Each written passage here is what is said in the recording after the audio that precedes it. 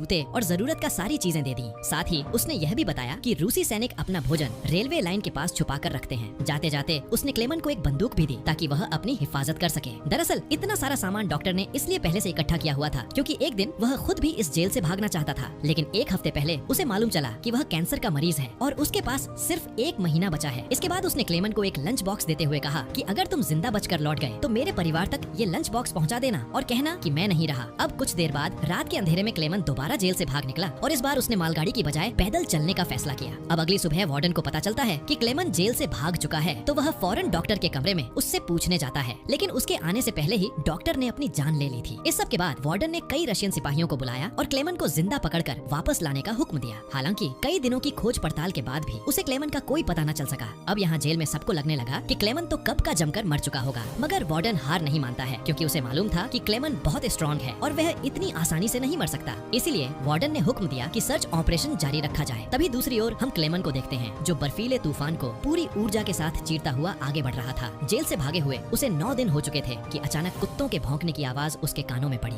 पलटकर देखने पर उसने पाया कि एक स्लेज तेजी से उसकी ओर आ रही है। इससे पहले कि वह बचने के लिए कुछ कर पाता, स्लेज उसके ऊपर से गुजरती हुई आगे निकल गई। इसी पल क्लेमन की आंख खुली और उसे पता चला कि यह सब केवल एक सपना था। दरअसल पैदल चलते चलते क्लेमन को 9 दिन बीत चुके थे और उसका सारा खाना खत्म हो गया था। भूख और थकान से उसका बुरा हाल था। आगे बढ़ना लगभग नामुमकिन लग रहा था, मगर क्लेमन ने हार नहीं मानी और जैसे तैसे चलता रहा। कुछ और दिनों बाद उसके शरीर ने भी साथ देना छोड़ दिया और वह भूख के मारे बेहोश हो गया। कई घंटे बाद जब उसे होश आया तो उसने अपने आसपास एक अजीब सी आवाज सुनी। तभी क्लेमन की नजर एक सील पर पड़ी और उसे देखते ही उसकी आंखों में चमक आ गई। उसने तुरंत अपनी बंदूक निकाली और पूरी ताकत लगाकर निशाना साधने की कोशिश की, पर थकान और कमजोरी के कारण उसका निशाना चूक गया और सील वहाँ से भागने लगी। कई दिनों बाद क्लेमन को जिंदा रहने की एक छोटी सी उम्मीद मिली थी जिसे वो अपने हाथों से जाने नहीं देना चाहता था। क्लेमन तुरंत उसके पीछे भागा। जैसे ही वह गोली चलाने वाला था, सील एक चट्टान के पीछे जा छिपी। इससे पहले कि वह पानी में उतरती, क्लेमन ने अपनी आखिरी गोली चलाई और किस्मत से वह उसे लग गई। यह देख क्लेमन खुशी से झूम उठा क्योंकि अब उसे अपने सफर में खाने की चिंता नहीं थी। कई दिनों बाद क्लेमन ने पेट भर खाना खाया और थोड़ा आराम करने के बाद अपना सफर फिर से शुरू कर दिया। इस पूरे लंबे सफर में क्लेमन एकदम अकेला था और उसके चारों तरफ बर्फ के सिवा कुछ भी नहीं दिख रहा था।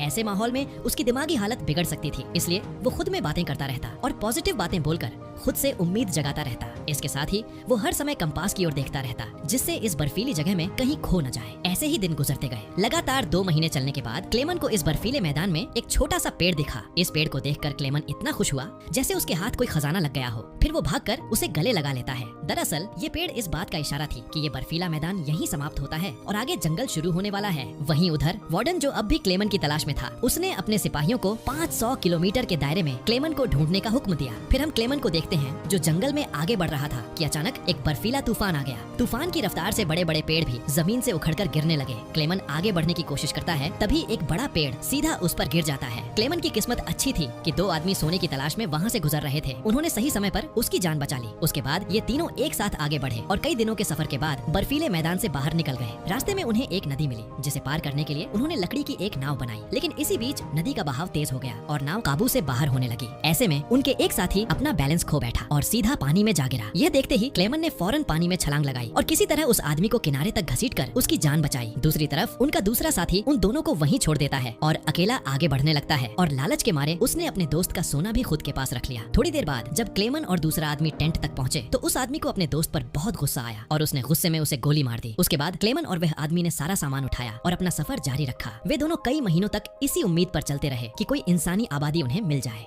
पर फिर से सर्दियों के कारण और हर तरफ के जंगल बर्फ की सफेद चादर में छिप गए। उस आदमी ने जो सामान उठाया था वह काफी भारी था, इसलिए उसे बर्फ में चलने में दिक्कत हो रही थी। यह देखकर क्लेमन ने उसका बोझ हल्का करने की कोशिश की और कहा कि कुछ देर के लिए अपना सामान उसे दे दे। लेकिन यहीं पर उस आदमी को शक हुआ कि शायद क्लेमन भी उसका सोना चुराना चाहता है, इसलिए उसने क्लेमन पर हमला कर उसे नीचे धकेल दिया, जिससे क्लेमन बेहोश हो गया। थोड़ी देर बाद जब क्लेमन को होश आया तो उसने देखा कि भेड़ियों का एक झुंड उसकी तरफ बढ़ रहा था। अपनी जान बचाने के लिए क्लेमन एक पेड़ पर चढ़ने लगा, पर चढ़ते चढ़ते एक भेड़िए ने उसका पाँव पकड़ लिया। बदकिस्मती से पेड़ कमजोर निकला और बीच से टूट गया, जिससे क्लेमन नीचे गिर पड़ा। अब क्लेमन को लगा कि उसका अंत करीब है। तभी अचानक गोली चलने की आवाज आई।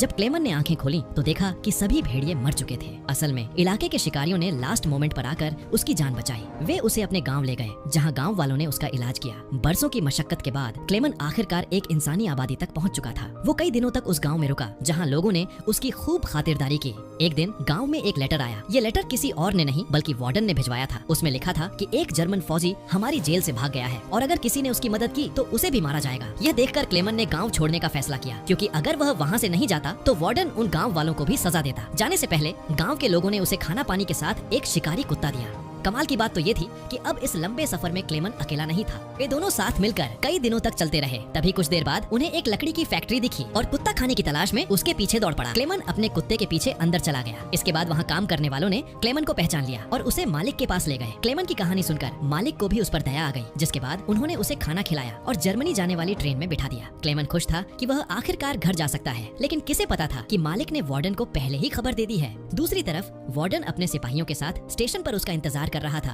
पर स्टेशन पहुंचने से पहले क्लेमन ने दूर से ही सिपाहियों को देख लिया। मौका मिलते ही वह ट्रेन से कूदकर भाग निकला। बदकिस्मती से रूसी सिपाहियों की नजर उस पर पड़ गई और वो उसके पीछे लग गए। क्लेमन ने जल्दी से वहां से निकलने की कोशिश की, लेकिन तभी अचानक से वार्डन वहां पहुंच गया। यह देखकर क्लेमन का दिल टूट गया। अब इससे पहले कि वार्डन उसे गिरफ्तार करता, क्लेमन के कुत्ते ने वार्डन पर हमला कर उसे काट लिया और इस तरह एक बार फिर क्लेमन अपनी पूरी जान लगाकर वहां से भाग गया। लेकिन तभी उसे गोली चलने की आवाज आई और जब उसने पीछे मुड़कर देखा तो उसने अपने कुत्ते को मरा हुआ पाया। यह देखकर क्लेमन को बहुत दुख हुआ, पर इसके बावजूद वह रुका नहीं और तेजी से भागता रहा। फिर वह एक ब्रिज के नीचे से गुजर रही ट्रेन के ऊपर कूदकर वहां से बचकर निकल गया। इससे पहले कि वार्डन कुछ कर पाता, क्लेमन बहुत दूर निकल चुका था। ऐसे ही दिन बीतते गए, लेकिन क्लेमन ने हार नहीं मानी। अब साल 1952 आ जाता है और क्लेमन को जेल से भागे पूरे 7 साल बीत चुके थे। इस समय क्लेमन सेंट्रल एशिया में था और एक गांव के मेले में घूम रहा था। उस मेले में खाने पीने की कई चीजें बिक रही थी। वहीं खड़े क्लेमन को बहुत भूख लगी होती है, पर उसकी जेब खाली थी, इसलिए वह दिल पर पत्थर रखकर आगे बढ़ने लगता है। तभी उसकी निगाह मेले में मौजूद 2 लड़कियों पर पड़ी जो वहाँ पैनकेक बेच रही थी। क्लेमन का दिल तो पैनकेक खाने को कर रहा था, मगर उसकी जेब में एक भी सिक्का नहीं था, इसलिए वह मायूस होकर आगे बढ़ गया। मगर जैसे ही वह जाने लगा, उनमें से एक लड़की को उस पर दया आ गई और उसने पैनकेक का एक टुकड़ा तोड़कर क्लेमन की तरफ बढ़ा दिया। शुरू में तो क्लेमन थोड़ा झिझका, लेकिन फिर उसने पैनकेक ले लिया और उसे खा लिया। उधर मेले में मौजूद एक जूश शख्स ने यह सारा मंजर देखा। इसके थोड़ी देर बाद क्लेमन चर्च में पहुंचा और पीछे पीछे वह शख्स भी वहां आ पहुंचा।